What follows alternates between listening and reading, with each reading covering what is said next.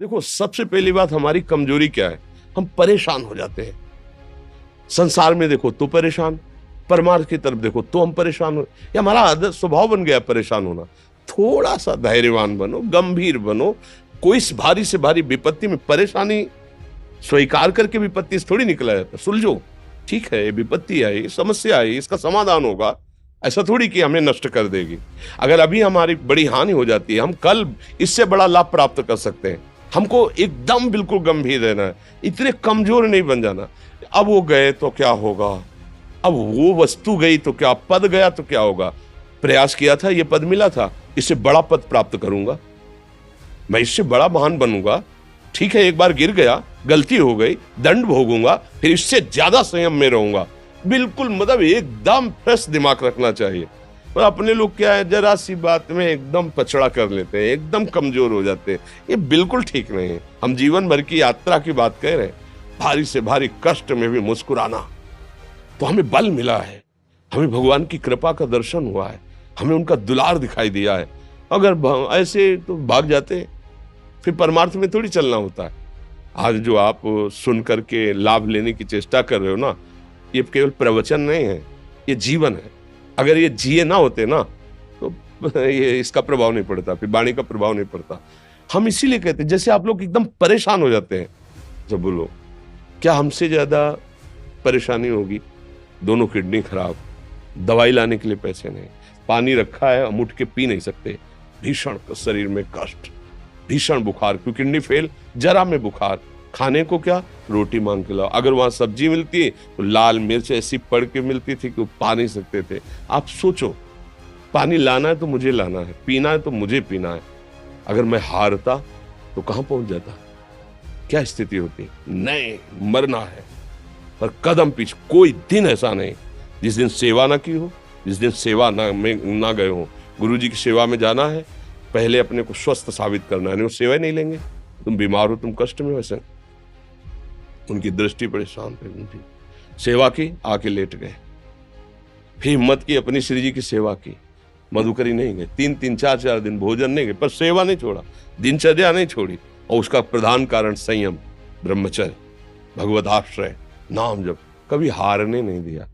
अभी भी थोड़ी देर बाद डायलिसिस शुरू होगा, हारने, आपको हारे हुए नजर आ रहे हैं। शरीर में पीड़ा है, किडनी फेल है, ऐसा तो हम स्वस्थ बैठे हैं, पीड़ा है, बार बार प्यास लगती है, थोड़ा थोड़ा पानी मिलता है, लेकिन हम आनंदित हैं, हम प्रसन्न हैं।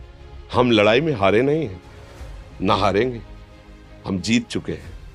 हम अपने मालिक के भरोसे में अपना सब बात, तो वो, ये हम अपनी बड़ाई नहीं बता रहे, हम आपको बता रहे समस्या।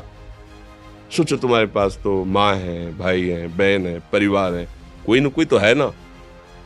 मेरा किसी ने कभी जीवन में ध्यान भी नहीं दिया। क्यों? बचपन से बाबा जी बन गए, किसी से प्यार नहीं, किसी से संबंध नहीं, कोई जानकारी नहीं, हम कहाँ हैं, वो कहाँ, किसी से कोई मतलब नहीं। अच्छा, जवान साधु कौन श्रद्धा करे? कभी गांव जाने की हिम्मत नहीं पड़ती कि रोटी मांग ले, पता नहीं लोग क्या सोचेंगे, क्या भावना कर ले। हम दरवाजे पे खड़े हैं, क्या कैसी भाव, जो हमारे सामने आकाश वृत्ति से आया यौवन अवस्था में, वही पाया, अन्यथा भूखे रह गए। जब हम हर समय अपने को विवेक के द्वारा सावधान रखे, तो हम कभी निराश नहीं हुए, कभी उदास नहीं हुए, कभी ऐसा नहीं लगा कि यार हम दुखी, कभी नहीं लगा। उसी का फल है कि उस सुख का संकेत मिल गया जहां दुख की निशानी भी नहीं है। वही उसी के बच्चे हो, हम सब उसी धातु से बने हुए हैं।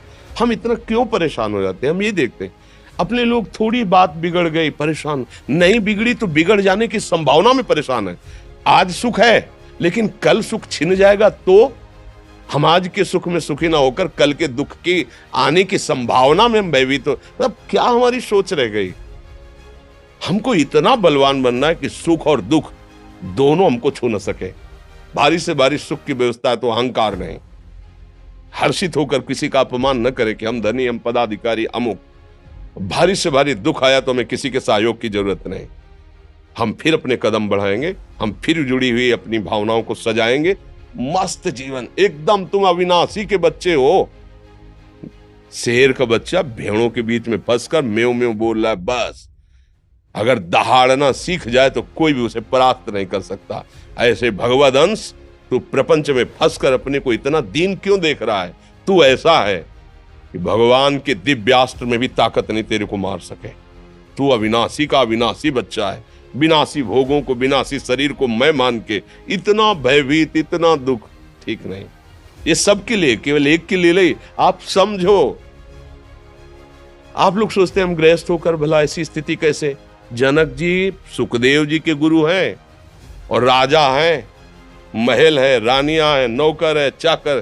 क्या सुखदेव जी जिनके शरीर में लंगोटी भी नहीं है, दिगंबर, परमहंस, परमहंस के गुरु हैं जनक जी जो राजा हैं। समझो आप ऐसा ना सोचे कि हम नौकरी कर रहे हैं, हम संसार में, हम गृहस्थ हैं, हम आध्यात्मिक की ऊंचाई पर नहीं चढ़ सकते। नहीं, आप एक सरकारी नौकरी या आप किसानी या व्यापार करते हुए आप एक अध्यात्म की ऊंचाई में चढ़ सकते हैं। और अध्यात्म ही है जो तुम्हें इस माया के दुख सुख से ऊपर उठा सकता है। दूसरा, चाहे जितनी संपत्ति आ जाए, आप सुखी नहीं हो सकते।